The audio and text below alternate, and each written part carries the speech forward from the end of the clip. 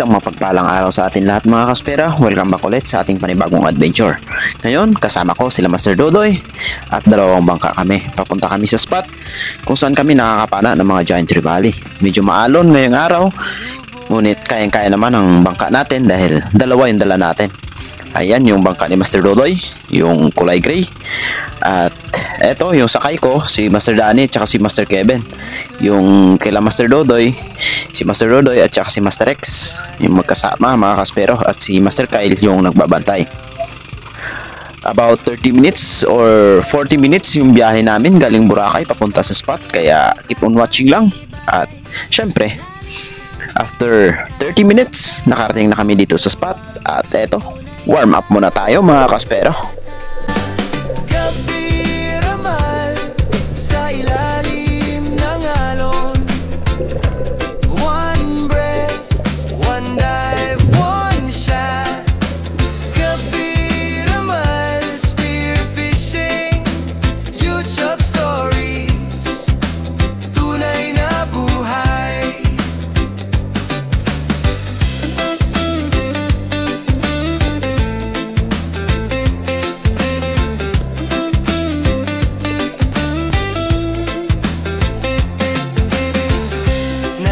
Sumisid mag-isa, walang airtime, panata, panalang lakas ng loob, laban sa agos, laban sa gutom. Hindi uso ang shortcut, bawat isda may kwento, may respeto para sa kalikasan, panalo. Gabi ramal sa ilalim ng alon, one breath, one dive, one shot. Gabi ramal, spear fishing, YouTube stories, tunay na buhay. Hindi lang vlog, may saysay, tradisyon ay binubuhay. Mula lolo hanggang ngayon, pamanay binabantayan. Gabi ramal sa ilalim ng alon, one breath, one dive, one shot.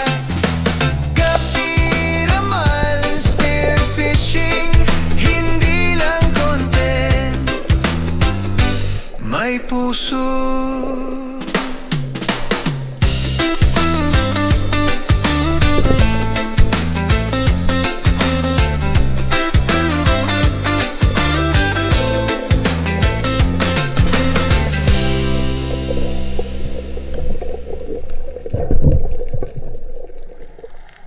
Dan warm up na tayo, kaya ambush style na tayo mga kaspero. Ayan, meron agad nagpakita na isang good size na mga trevally. Siguro mga 1 kilo na ito.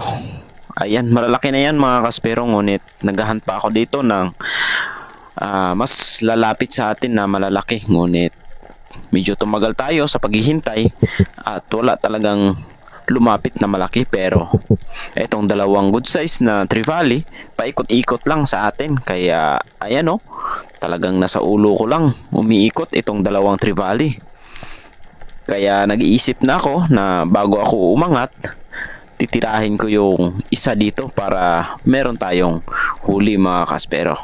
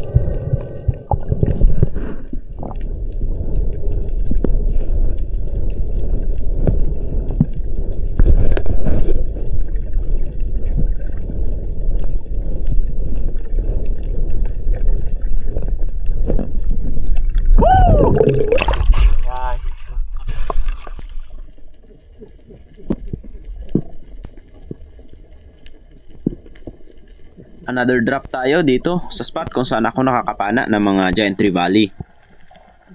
Nasa 22 meters yung binaba natin mga kaspero dahil doon sa mababaw halos wala tayong nakita. Paulit-ulit na tayong nag-dive doon ngunit wala talagang nagpapakita, kaya nag-try ako dito sa 22 meters. At pagbaba ko nga dito sa ilalim, meron akong napansin na dalawang kawayanon or yellow spotted na trevally.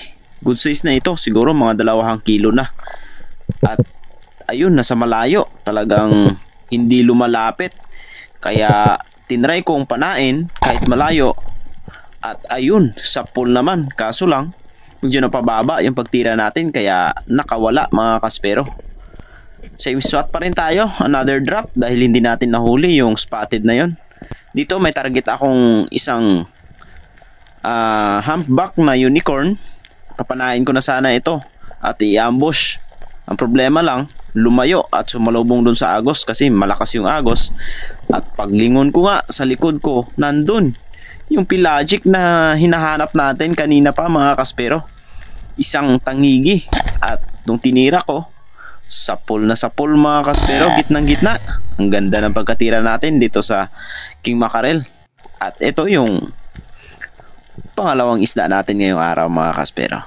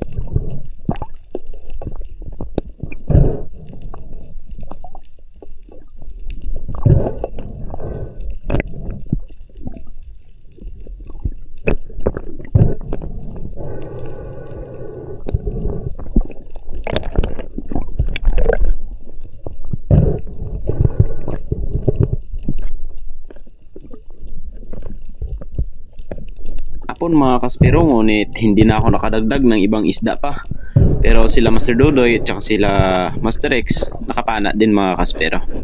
At ito, nag-decide na nga kaming umuwi dahil medyo malayo-layo pa yung biyahe namin, kaya samahan nyo kami mga kaspero dahil pagdating namin ibebenta pa namin itong mga isda na ito. Habang pauwi tayo mga kaspero, shoutout tayo kay Joel Ranas 8165, shoutout po, ingat po lagi dyan.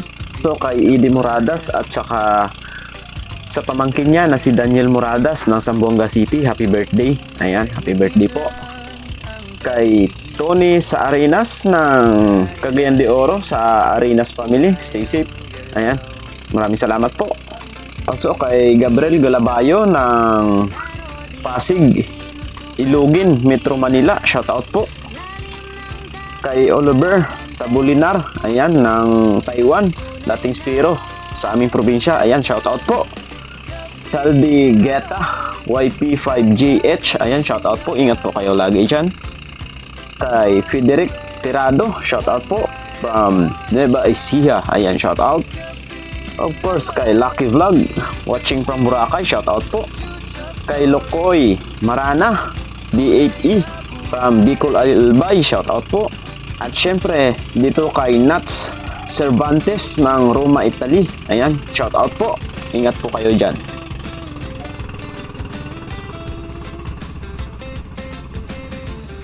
Natutong sumisid mag-isa, walang airtime, panata,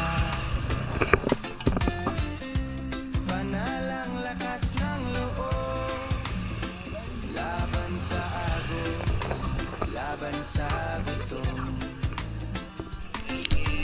Hindi uso ang shortcut, bawat isda may kwento.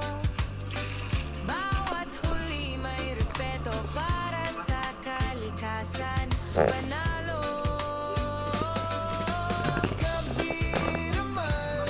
Sa ilalim ng alon, one dive, one shot. Isang huli natin naging spaghetti, kaya kain tayo mga kapero. Sarap.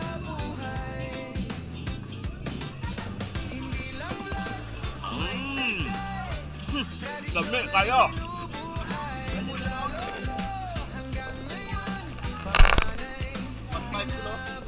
At dahil nga bitin yung unang araw natin at kakaunti yung nahuli natin, kaya eto ikalawang araw natin mga kaspero sa paninisid. Sana swertehin na tayo ngayong araw. At ito yung unang isda natin sa araw na ito after natin makapag warm up. Siguro nakailang sisid ako bago ako makadapa. Ngunit sa time na to, hindi pa rin ako nakadapa. Gawa ng medyo malalim pa ang spot. At meron na agad akong natanaw na target dito mga kaspero. Habang nasa taas pa lang ako, nakita ko na itong good size na peacock grouper or violet kung tawagin dito sa amin. Nandun sa buhangin at ayan, nakatango sa atin, kaya titirahin na natin mga kaspero para meron na tayong binamano. At ayun, sa pool naman, muntik pang na-stuck yung shaft natin sa buhangin. Buti lang walang bato at natanggal naman mga kaspero.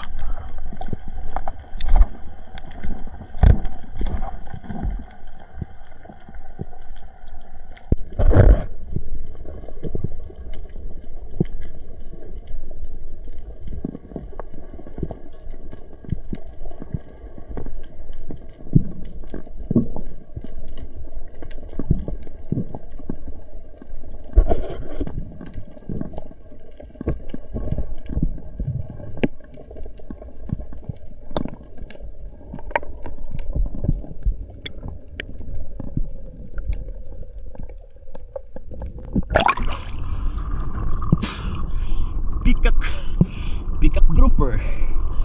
Alright. May naman puntik ng bumaon yung shaft natin. Buti nakuha. Woo!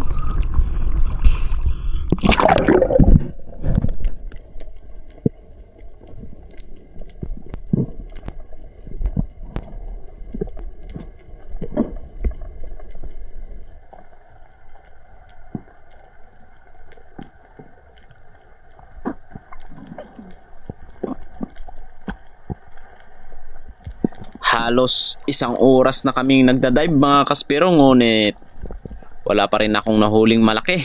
Kaya nagtry ako na mag-ambush dito at meron akong nakita na isang pelagic. Sana mahuli ko ito mga kaspero. At ayun, medyo mailap pa. Talagang lumalayo at lumalapit. Parang natatakot or ewan mga kaspero. Ayun medyo malayo. Kaya tinry kong tirahin. Baka tatamaan natin. At ito na nga, medyo lumapit pa ng konti at tinira ko na mga kaspero. Isa pala itong Great Barracuda. At ayun, sapol na sapol. Napakaganda ng pagkatama natin dito sa Great Barracuda. At ito yung ikalawang isda natin sa araw na ito.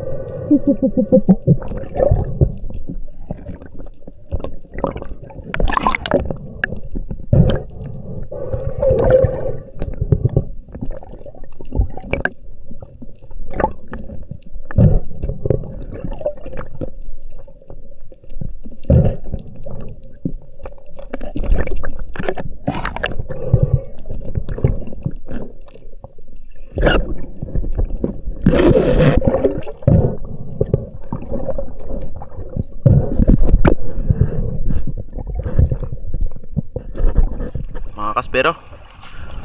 Kain muna tayo. Grabe, masyadong maalon. Wala pa tayong huli. Ginutom na kami kaya kumuha na lang si Master Danny ng sea cucumber or balat. Ayan o. Paano kumain yan? Ayan. Yan. Ayan o. Parang kumain ng papaya mga Parang papaya lang eh. Ayan sabi ni Master Kevin o. Nakaslice yung kanya, buo talaga o. Ano ko?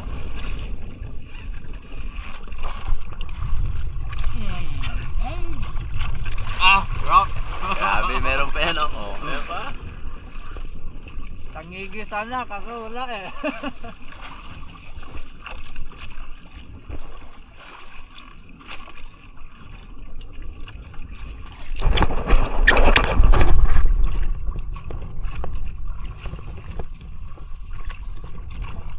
Sarap.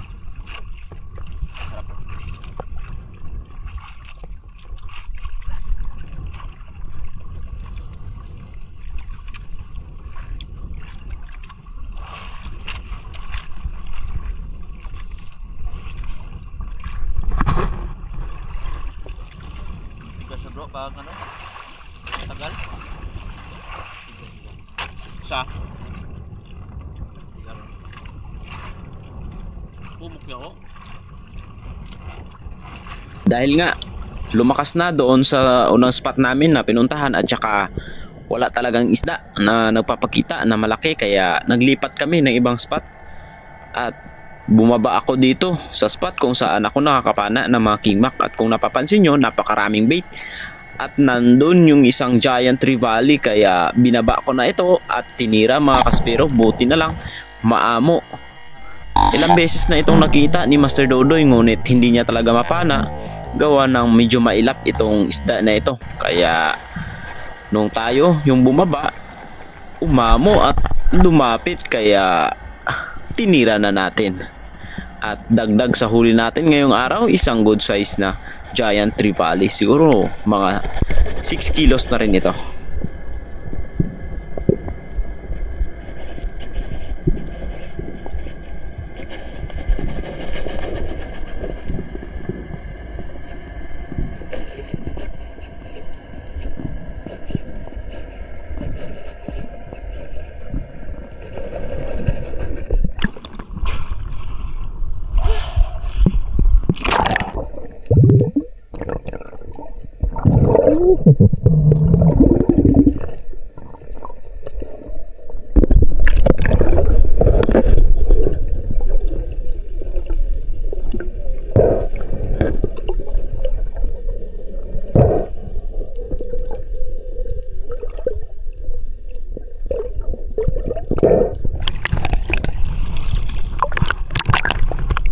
Dali mga kaspero, GT!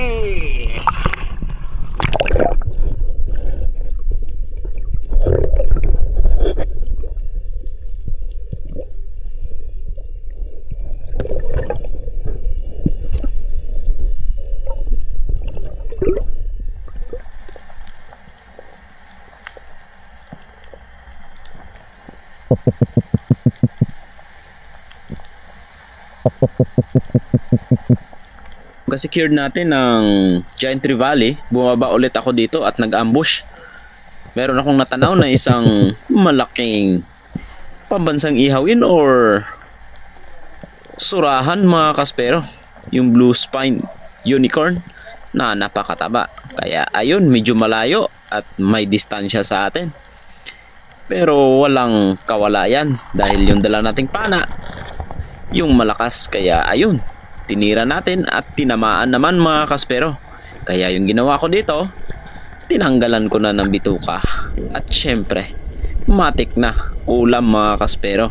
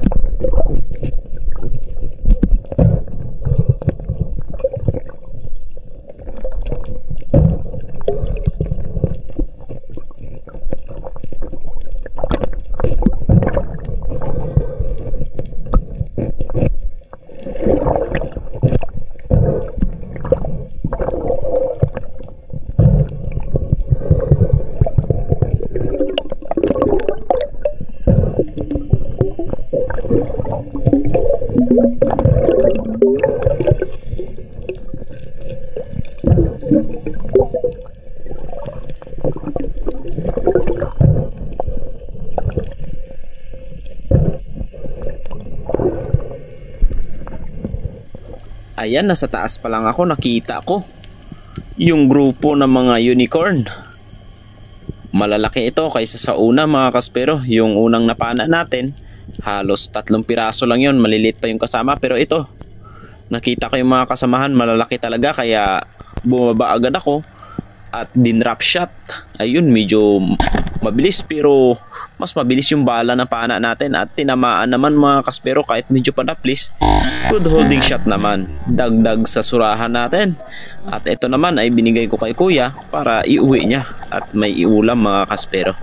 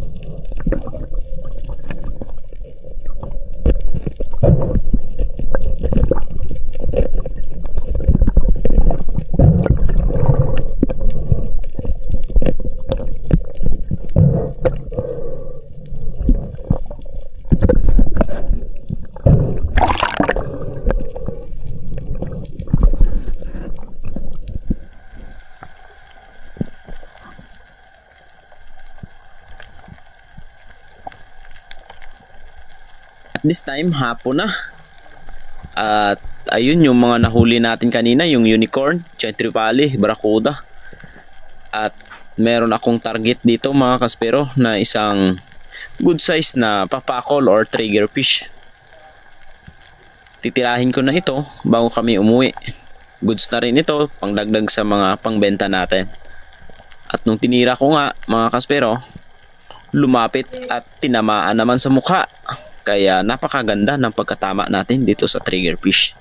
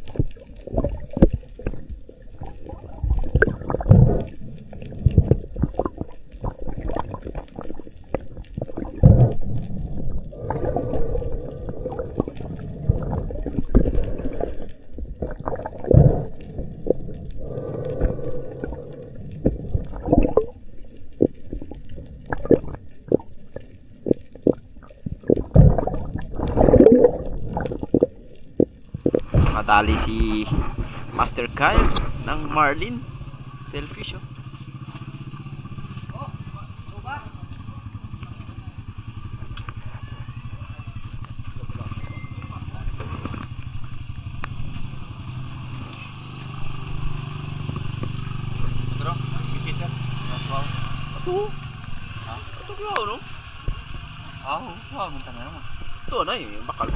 At dahil nga kakaunti ulit yung nahuli natin sa kalawang araw, eto, pangatlong araw na paninisid mga kaspero. Dito kami sa tapat ng Argao or Sambiray mga kaspero, dito sa part ng Malay.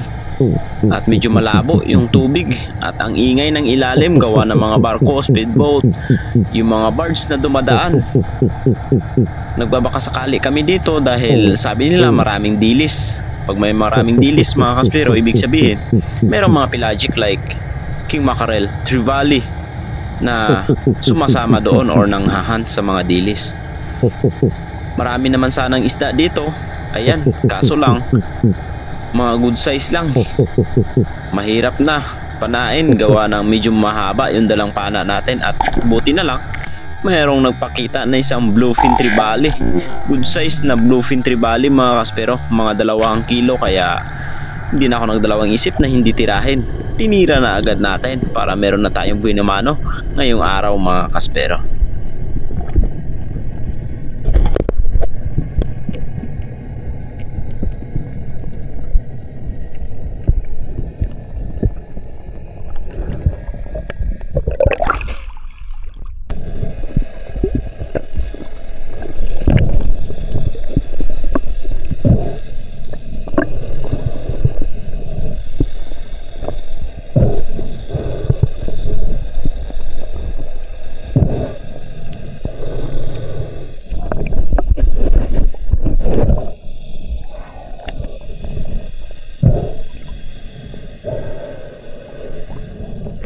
Abot na kami halos ng half day doon sa unang spot, ngunit hindi nadagdagan yung mga huli. Kaya lumipat kami at merong nagpakita na 2 rainbow runner. At tinry ko itong panain kung tatamaan, at ayun, napakaganda ng pagkatama dito sa rainbow runner. Sapul na sapul, headshot, spine shot pa mga kaspero. Walang kagalaw-galaw. Ayan, pwede na pang prito, pang ulam.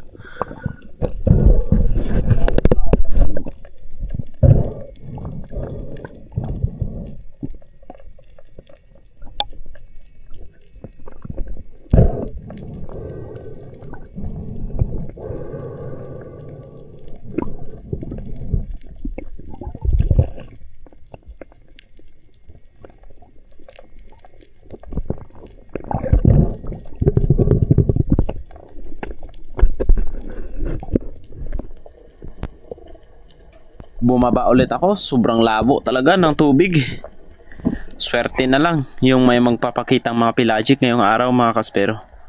Dito, pagbaba ko, tumingin ako dito sa may buhanginan dahil dito ako lagi nakakapana ng mga king mackerel. Ngunit paglingon ko sa gilid, doon sa may batuhan, nandun pala yung isang kawayanon or yellow spotted na trevally. Kaya hindi na ako nagdalawang isip, natirahin ito mga kaspero. At ayun, sapul naman mga kaspero.